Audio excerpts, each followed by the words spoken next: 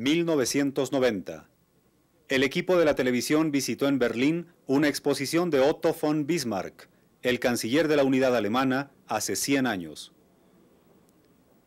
Según los organizadores del museo, se trata de una coincidencia con los hechos actuales. Hace 100 años no existía Alemania tal como la conocemos hoy. Era un territorio fragmentado en pequeños espacios confederados, pero independientes y hostiles entre sí. Bismarck no solo consiguió unirlos, sino que formó el gran imperio alemán. Desarrolló en su pueblo el espíritu prusiano, expansionista y dominante, y lo preparó para la guerra contra Francia en 1870. No obstante, Bismarck fue víctima de su propia política y el Kaiser Guillermo II lo destituyó. Pero la semilla estaba sembrada, y en 1914 el imperio desató la Primera Guerra Mundial. Alemania y Austria enfrentaron a Francia, Rusia e Inglaterra. La rápida derrota de Francia prevista en el plan de ataque alemán no se logró. Por el contrario, la derrota alemana en la batalla del Marne convirtió a la guerra en una insensata lucha de trincheras con inmensas pérdidas de lado y lado. El ingreso de los Estados Unidos a la guerra en 1917 decidió el rumbo de su historia. Alemania fue derrotada en 1918.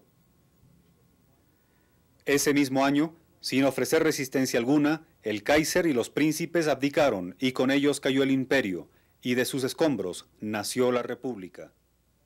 Sin embargo, las heridas no se habían cerrado. Muy pronto, en 1933, Adolf Hitler acabó con la República y proclamó el Tercer Reich, instaurando el Estado nazi. 6 años después declaró la guerra a sus antiguos enemigos, desencadenando la Segunda Guerra Mundial. Los tres grandes, Churchill, Roosevelt y Stalin, se aliaron y enfrentaron a Hitler y decidieron el futuro de Alemania.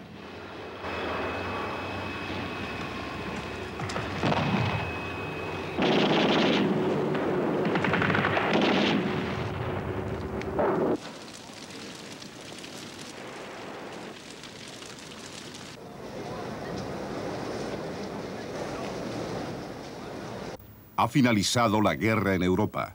Berlín, capital de un país destruido. Imágenes de Alemania, refugiados en busca de albergue, el destino de millones de alemanes. 4 potencias de ocupación se hacen cargo de Alemania.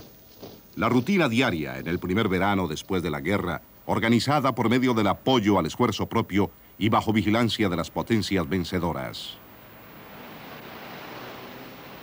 Soldados de ocupación reparten comida.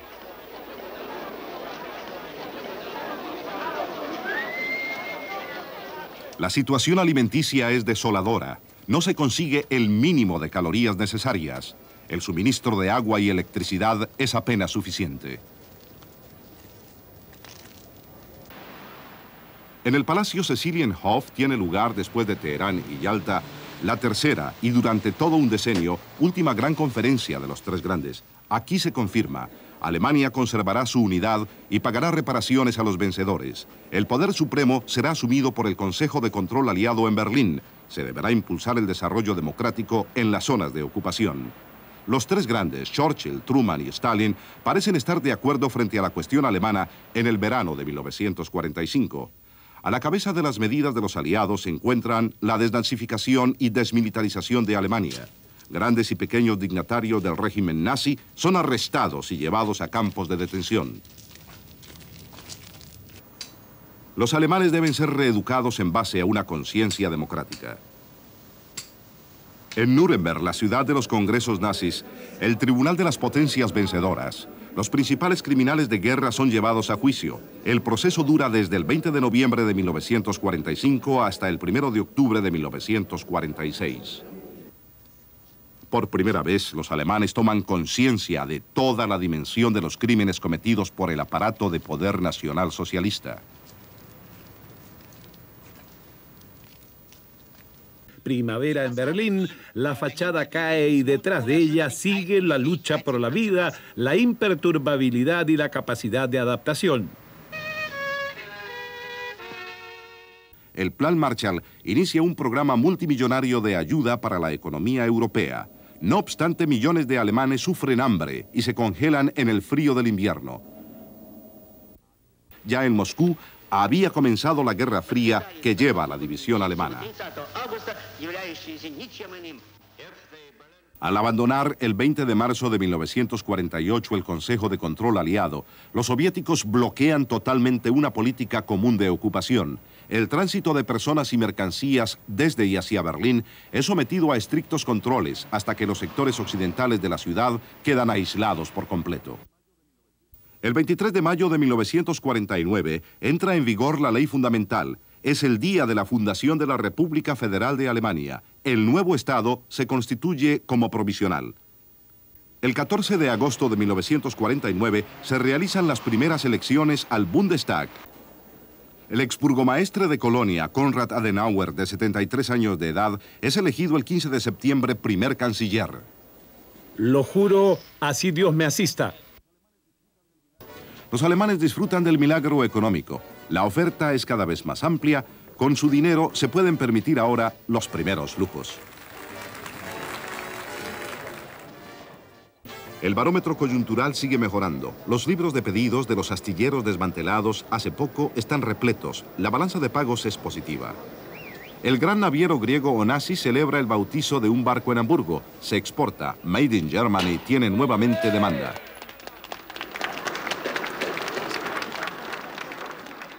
El patrimonio estatal se convierte en patrimonio popular. Acciones de la Volkswagen pasan a manos particulares. Millones de ciudadanos con ingresos medianos y pequeños se convierten en accionistas. Las acciones se popularizan. Las cifras de ventas de autos superan todas las marcas. Lamentablemente aquí no hay control de sí mismo, pues a la memoria viene un baile en la misma boca del volcán, el primer campeonato de rock and roll en Hamburgo. Y así parece el baile de San Vito de los años 20, para el cual no hay ningún remedio sino solamente el buen deseo de una pronta recuperación.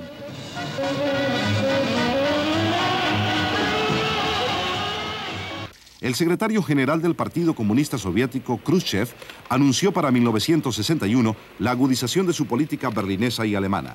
En su encuentro en Viena con el presidente Kennedy, el 3 y 4 de julio, Khrushchev persiste en la eliminación del actual estatus político de Berlín Occidental. El marco festivo y el encanto de los poderosos contrasta con la realidad política. La tensa situación internacional en Berlín se agudiza dramáticamente. Igual, la situación en la República Democrática Alemana. El número de los refugiados crece día a día y Khrushchev amenaza con medidas. En las primeras horas del 13 de agosto de 1961, la Policía Popular y grupos de combate de las empresas bloquean todos los puestos de tránsito de Berlín Oriental a Berlín Occidental. En la demarcación de los sectores, comienza la construcción del muro de Berlín que ocasiona un trauma.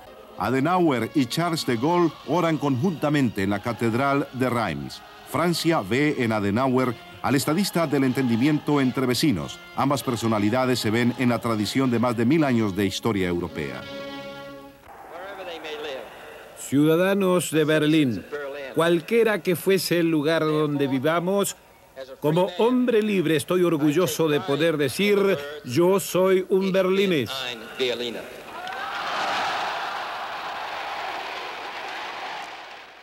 Entretanto, la República Federal de Alemania se ha convertido en la segunda gran nación industrializada del mundo occidental. La reconstrucción económica trae el pleno empleo.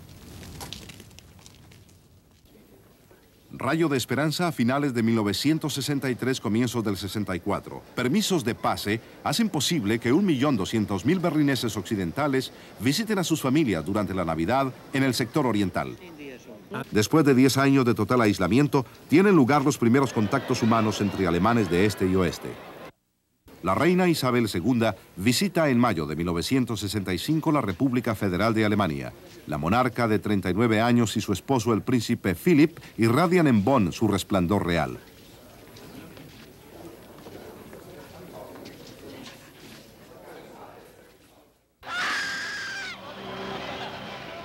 Invitados del mismo país, recibidos también con júbilo, los Beatles arriban un año más tarde a la República Federal de Alemania.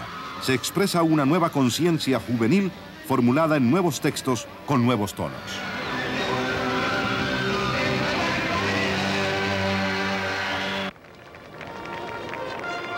Por primera vez desde 1936, los Juegos Olímpicos tienen su sede en Alemania. Ambiente festivo en Múnich. Arquitectos y organizadores procuran que los Juegos sean amenos y así lo experimentan los visitantes.